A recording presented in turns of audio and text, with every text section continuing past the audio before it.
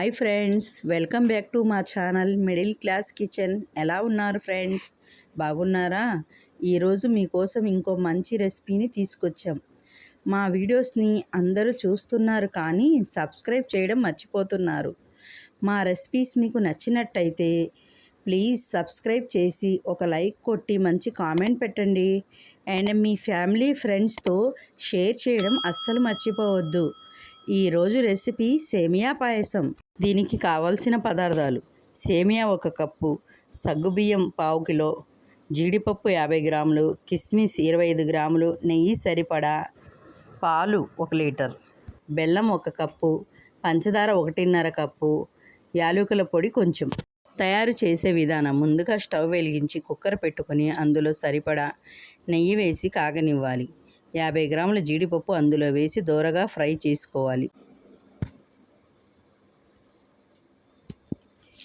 జీడిపప్పు ఎర్రగా ఫ్రై అయిన తర్వాత ఒక గిన్నెలోకి తీసుకోవాలి. అందులో 1 కప్పు సేమియా వేసుకొని ఫ్రై చేసుకోవాలి. సేమియా ఎర్రగా ఫ్రై చేసుకున్న తర్వాత ఒక గిన్నెలోకి తీసుకోవాలి. ఇప్పుడు కుక్కర్లో 1 లీటర్ వాటర్ వేసి అందులో 250 గ్రామ్స్ సగ్గుబియ్యం వేసి మూత పెట్టి 3 విజిల్స్ వచ్చేంత వరకు ఉడికించుకోవాలి.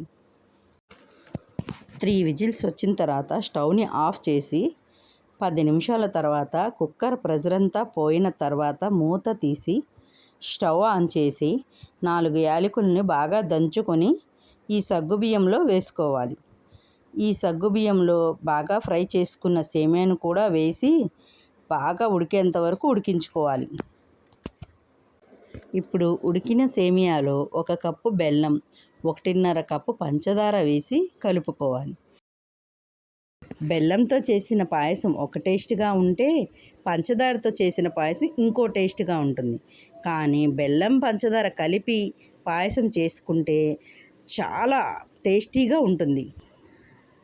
బెల్లం పంచదార కరిగిపోయిన తరువాత ముందుగా వేడి చేసి పెట్టుకున్న పాలని ఇందులో వేసుకోవాలి. పాలను వేసేటప్పుడు స్టవ్ ఆఫ్ చేసి వేసుకోవాలి, లేకపోతే పాలు విరిగిపోతాయి.